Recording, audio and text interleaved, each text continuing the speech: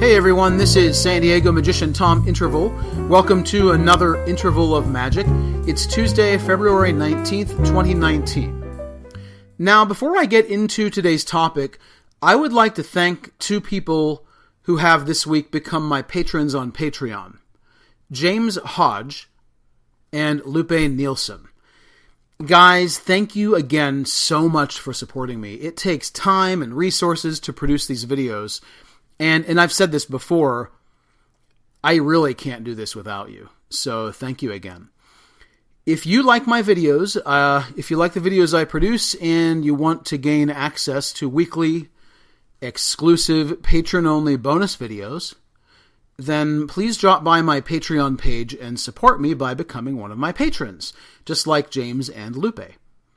www.patreon.com/TomInterval. That's TOMINTERVAL. If you support me on Patreon, you'll not only be supporting my efforts in making free public magic-related videos, which include tutorials, commentary, history, biographies, reviews, educational videos, and more, but as I mentioned, you'll have access to bonus videos and even receive free small magic gifts in the mail, depending on the contribution tier level you select. So thank you for considering this, because the more contributions I receive, the more quality videos I can produce for you. Again, it's www.patreon.com/TomInterval. TOMINTERVAL. On with today's Interval of Magic. Today will be the first in a series of audio posts in which I basically read select magic-related blogs that I've written. Some might call this a podcast of sorts, but it's not really structured that way, at least at this point. So maybe it would be more appropriate to call it a blogcast. Blogcast. Never heard that word, but maybe someone had already thought to use it. Why would I do that? Why would I start reading some of my blogs out loud? Well, there are a couple of reasons. First, some of you like to read my magic and Houdini-related blogs, but sometimes it's nice to have someone read to you, especially if you're busy doing other things, while still being able to comprehend what's being said. And who knows, if you're lucky, maybe I'll ease you into a deep, deep sleep. Hey, everyone needs their rest, right? So, second, I'd like to reach an audience that might not otherwise know my blogs exist. If you'd like to refer to the online version of any given blog that I read, you can always stop by my Interval Magic blog site. http://intervalmagic.wordpress.com. I also run a blog called Houdini Museum, which is about, you guessed it, Harry Houdini, the iconic 19th century escapologist, magician, and showman, not necessarily in that order, but anything about him I will link to on my Interval Magic blog. Keeping everything in one place just makes things easier for everyone. All of that said, today's blogcast begins with a blog about Harry Houdini's father, Rabbi Mayer Samuel Weiss. It's not a general biography about Mayer, but as with many of my other blog posts, it includes primary research, which usually uncovers facts that were not previously known, at least to me, and often even to some people who are pretty knowledgeable about Houdini.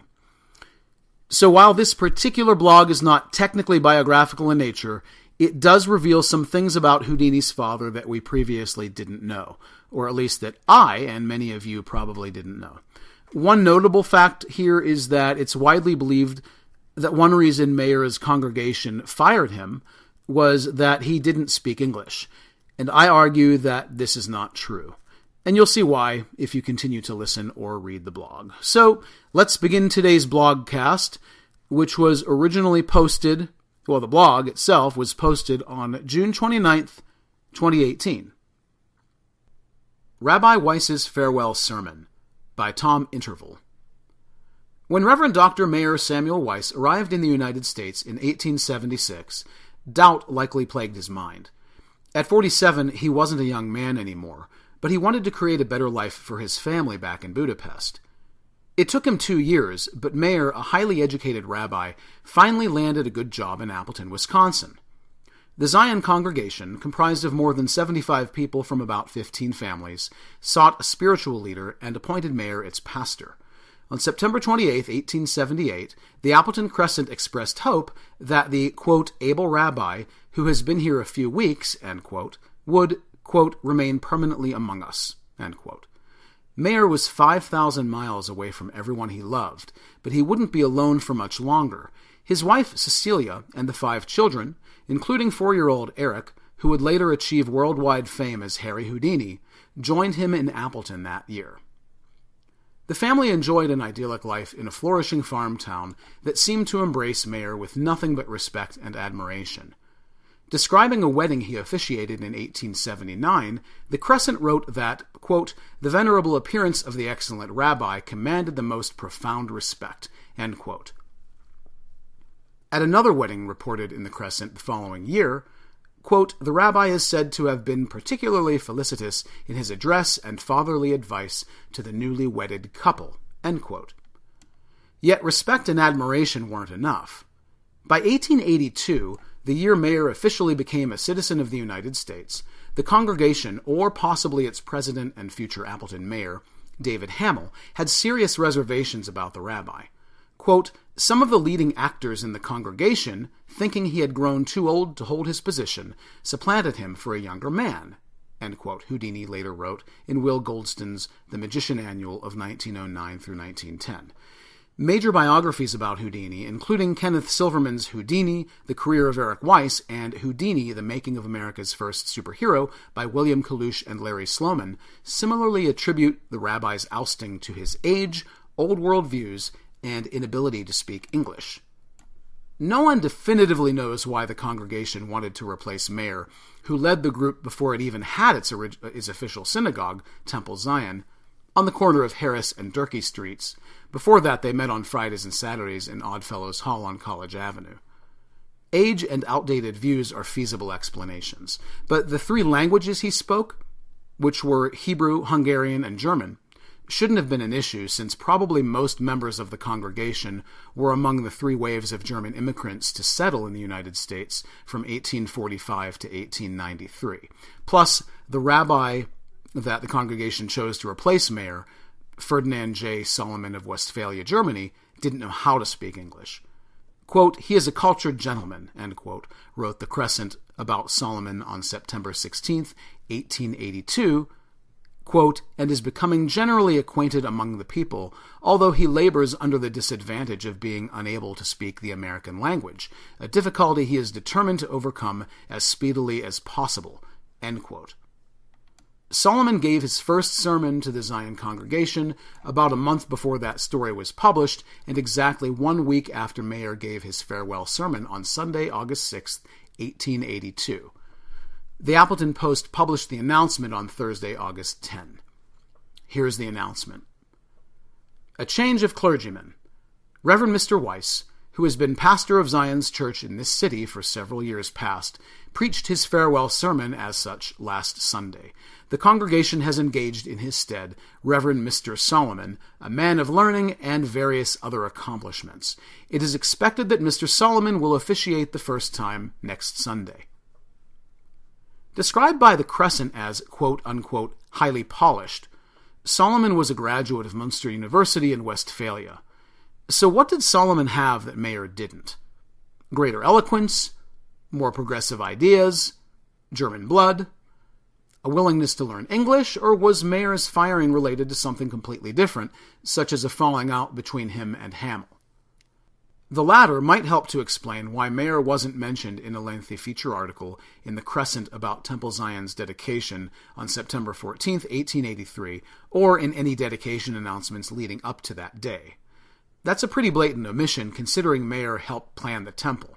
In any case, Hamill and the rest of the congregation were clearly satisfied with the new rabbi's leadership because Solomon held that position until his death on May 11, 1892. Emanuel Gerechter, the pastor of B'nai Jeshurun Temple in Milwaukee, would replace Solomon. On July 8th of that year, Gerechter, who spoke German and English, lectured at Temple Zion. Quote, "The reverend gentleman is a very scholarly man and made a very fine impression upon his hearers," end quote, wrote the Appleton Post on July 14. Quote, "In opening, he returned thanks for the hospitality that has been extended to him in Appleton, and also paid a glowing tribute to the goodness and righteousness of the late Reverend Solomon." End quote. It's not clear exactly when the congregation officially appointed Gerechter, but he was Zion's rabbi by September 2nd, 1892, the day of his first sermon, and continued in that role for 28 years until he left Appleton in 1920. During that stretch, he also was professor of German and Hebrew at Lawrence University in Appleton before his retirement in 1913. He died on October 13th, 1926, less than 3 weeks before Houdini died. After Mayer's farewell sermon in August 1882, he and his family didn't stay in Appleton for very long. Quote, "We thereon moved to Milwaukee, Wisconsin," end quote, continued Houdini in The Magician Annual, quote, "where such hardships and hunger became our lot, that the less said on the subject the better," end quote. By that time, Cecilia had 2 more children, which made it even more difficult for Mayer to support the family. Quote, "To maintain his family," end quote, writes Silverman, quote, "he seems to have conducted some services outside the city's organized religious life," end quote, and sometimes far outside the city itself. In March 1883, on the weekend of Eric's real 9th birthday, he was born on March 24th, but the Weisses celebrated on April 6th, Mayer gave 2 sermons on Friday and Sunday at the First Street Temple in Louisville, Kentucky, located about 500 miles southeast of Milwaukee. The announcement as it appeared in the Friday, March 23, 1883 edition of the Courier-Journal refers to Mayer as, quote, "one of the most learned rabbis in the United States." Here's the announcement. First Street Temple. The Reverend Dr. Mayer Samuel Weiss, formerly of Appleton, Wisconsin, one of the most learned rabbi in the United States, will preach the evening sermon at the synagogue on First Street between Walnut and Chestnut at 7:30 o'clock. His text will be, "The human soul can never die," and he will prove his assertions through religious examples and through the various actions of mankind. On Sunday afternoon, the learned gentleman will lecture upon the theme, "The Characteristics of Women," as shown in Solomon's song entitled "The Worth of the Women," verses 15 and 31. Did Mayer travel that far for only one job? Although records like the aforementioned newspaper clipping seem to be rare, it's hard to believe this particular trip didn't include several sermon stops along the way, a rabbinical tour of sorts. And did he make similar road trips before and after Louisville? Either way, he most likely officiated services when and where he could, locally or otherwise, and, according to Silverman, might have opened a, quote, "private school," end quote, in Milwaukee. Ultimately, his efforts didn't make a difference, and his family was forced to ask for help. Even Eric, who by now made his debut as trapeze artist Eric, the Prince of the Air, in a neighborhood children's circus, helped earn money by shining shoes, selling newspapers, and running errands. And if Eric's brothers, Herman, Nathan, and William, also contributed during the lean years, records don't seem to show it. They were the only siblings conceivably old enough to get odd jobs like Eric. Within Milwaukee, the Weisses moved from one place to another, and some Houdini biographers, including Kalush and Sloman, and Bernard C. Mayer, author of Houdini, A Mind in Chains, suggest they were trying to avoid creditors. And to add to the emotional turmoil the family was already going through, Herman, Eric's half-brother, died of tuberculosis in December 1885 at the age of 22. Considering the profound stress on the family, their horrific living conditions, and Herman's death, it's no surprise Eric ran away in 1886 to escape hardship or to find work out of duty for his family. Either way, very little is known about Eric's time away from home except that he ended up in Delavan, Wisconsin, where a compassionate couple, the Flitcrofts, took him in that summer. The only tangible artifacts that exist from that time are photos of Houdini with the Flitcrofts and a postcard young Eric sent to his mother. The postcard reads as follows: "Dear Ma, I am going to Galveston, Texas, and will be home in about a year. My best regards to all. Did you get my picture? If you didn't, write to Mead Brothers, Woodstock, Illinois. Your truant son, Eric Weiss." Sometime in 1887, Mayer temporarily left his family again to find work, this time in New York City. Eric met him later that year, followed by the rest of the family in 1888. Once again, rabbinical work was hard to come by, and Eric, and possibly his father, found jobs on Broadway as assistant necktie cutters at H. Richter's Sons, which touted, quote, steady work guaranteed, end quote, in at least one of its help wanted ads. It's interesting to note those ads always asked for female applicants. Apparently, the quote-unquote steady work at Richter's didn't bring in enough money, so Eric also worked in a tool and die shop, possibly in a print shop, and as a messenger boy for the Mutual District Messenger Company and the American District Telegraph Company. With money coming in, the years ahead for the Weisses were slightly easier. Eric developed serious interests in long-distance running and conjuring. His passion for magic might have developed earlier in Milwaukee, and it was likely intensified around 1891 after he met Jacob Hyman, a co-worker at Richter's and fellow amateur magician. Inspired by the memoir of Jean-Eugène Robert Houdin, the pioneering 19th century French conjurer, Eric or Jacob invented the name Houdini by adding an I to the end of Houdin. Together, they developed a conjuring act, quit Richter's, and performed in New York as the Brothers Houdini. Their feature illusion, a brilliant variation of John Neville Maskelyne's marvelous box trick, was Metamorphosis, in which they switched places inside a locked wooden trunk in 3 seconds. Eric and Jacob continued to perform until 1894, when Jacob dissolved the act. For a short time, Jacob's brother Joe took over until Theodore Weiss, one of Eric's younger brothers, later to be known as Hardin, became the third brother Houdini.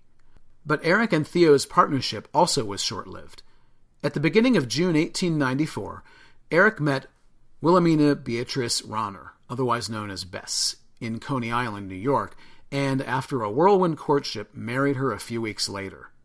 She replaced Theo in the act, and Eric and Bess performed as the Houdinis. Although Jacob continued to perform using the name Houdini and J.H. Houdini, and with his brother Joe sometimes Houdini and Hearn or the Brothers Hearn, Eric considered himself the one and only Houdini, changing his first name to Harry, derived from Airy, his childhood nickname. Thus, Harry Houdini was born. Mayer Samuel never got to meet Bess or see his son attain international fame as Houdini only 13 years later. Appleton's first rabbi died on October 5th, 1892, age 63, after an operation to remove a malignant carcinoma from his tongue. Houdini lore would have us believe that Mayer, just before his death, asked Eric to renew a promise he made as an 11-year-old in Milwaukee to provide for Cecilia after the rabbi's demise. Whether or not that's true, one thing is clear. From the days he mailed Cecilia part of his meager income from dime museums, beer halls, big tops, and variety shows, to the time in Budapest when he reportedly hosted a lavish gala for her as she wore a gown designed for Queen Victoria, Houdini did everything he possibly could to make his mother's life easier. Some researchers, such as Bernard Meyer, might assert Houdini had an Oedipus complex and was therefore trying to atone for his father's inability to support the family while worshipping his mother to an unnatural degree. But it's more likely Houdini was simply trying to be a good son, his own version of a farewell sermon honoring both Cecilia and Mayer, who did the best they could during their arduous years in the United States. Thanks for watching and or listening to this interval of magic. If you enjoyed it and want to see more like it, along with a variety of other great magic-related content, please help support my work by becoming a Patreon patron at www.patreon.com/TomInterval. Also, please like and share this, subscribe to my Interval Magic YouTube channel, and follow me on Instagram, Facebook, and Twitter, @IntervalMagic. Until then, may your intervals be happy, peaceful, and magical.